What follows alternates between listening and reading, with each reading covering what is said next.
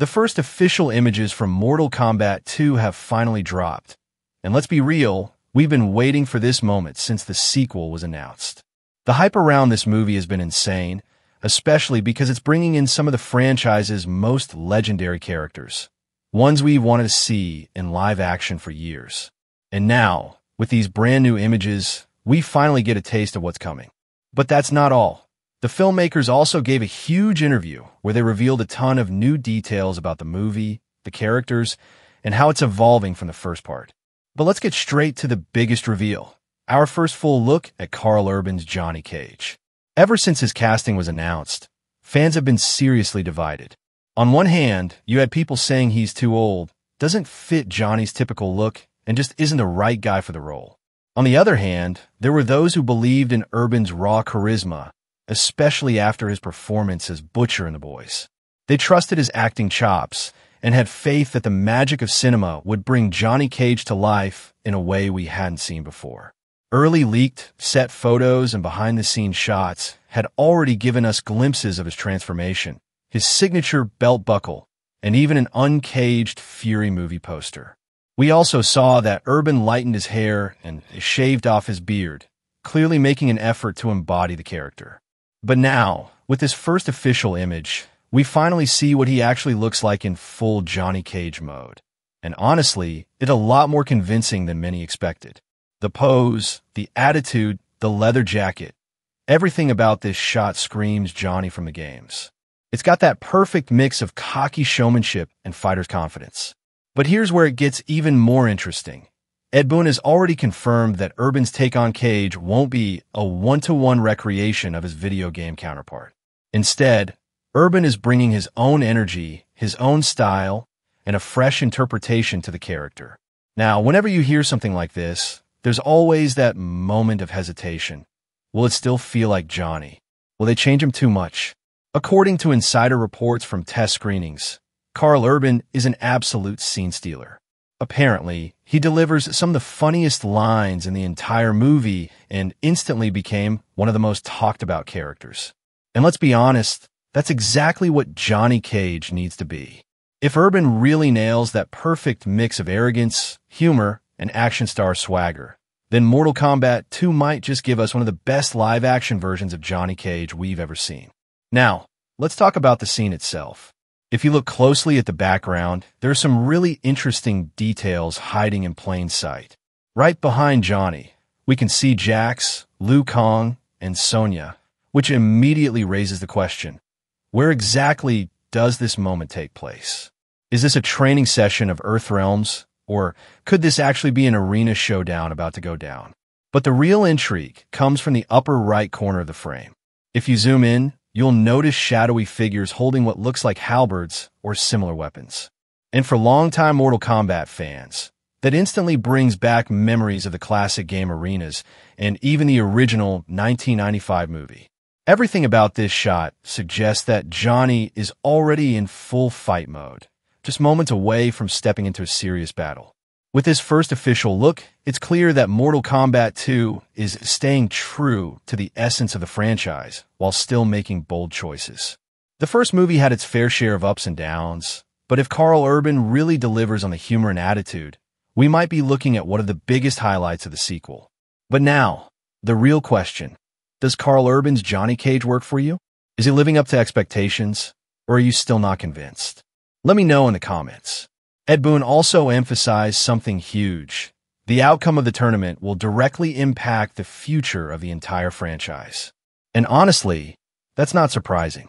The tournament has always been the heart of the MK story, and skipping it in the first movie was one of the most debated creative choices. Instead of diving straight into the iconic battles, the first movie focused on the lead-up, which left a lot of fans feeling like they were watching a prequel rather than the main event. Insiders claim that the tournament won't just be limited to a single movie. According to leaks, the fight could extend beyond the sequel and set up a direct continuation in Mortal Kombat 3.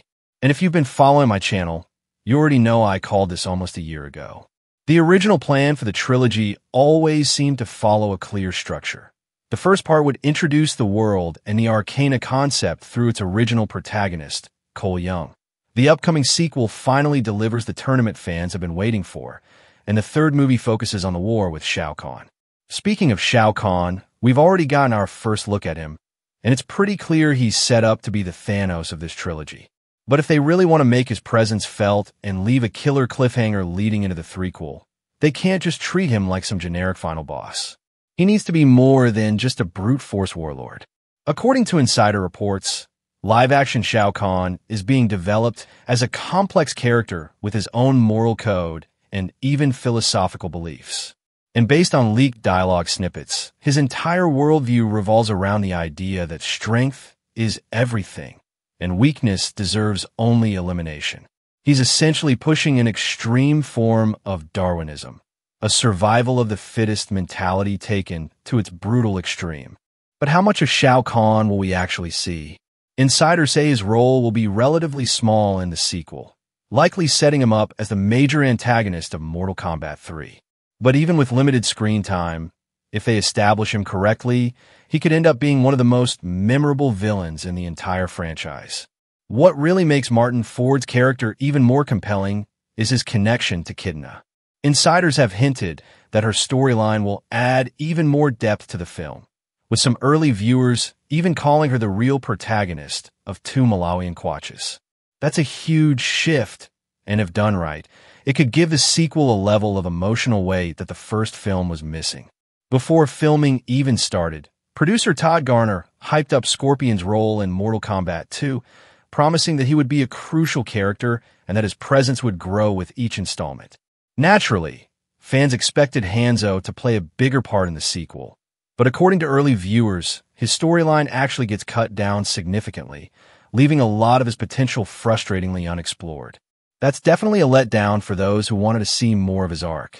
That being said, one thing we do know is that the long-awaited fight between Scorpion and Noob is happening in the sequel, and based on what we've seen so far, it's very possible that this newly revealed shot is from that very battle.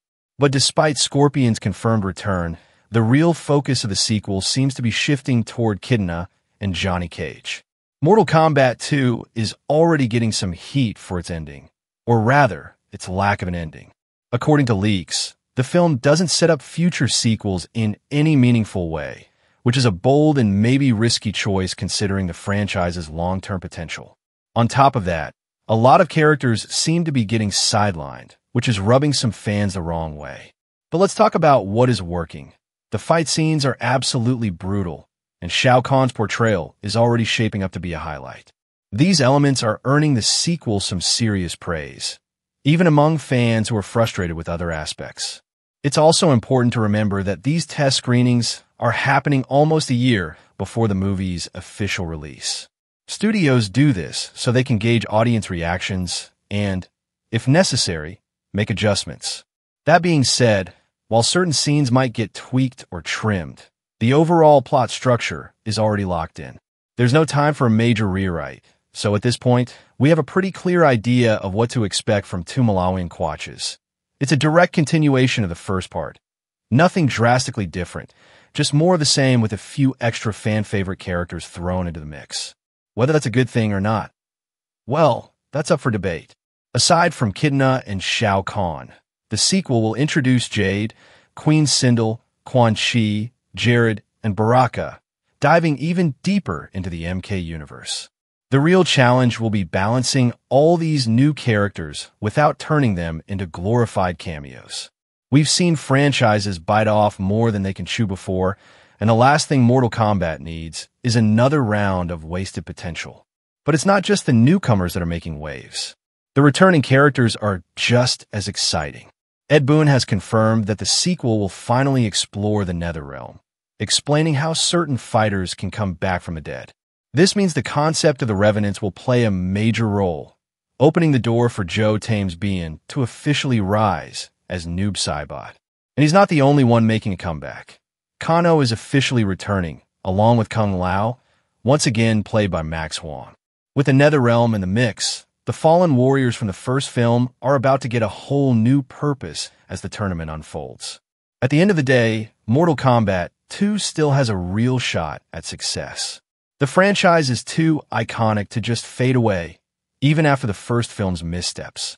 If the sequel can deliver on its promise, it might finally be the movie we've been waiting for. For now, all we can do is wait. The first trailer is just around the corner, and the movie itself is officially set to hit theaters on October 24th, which means we've got about 6 months to go. Stay tuned.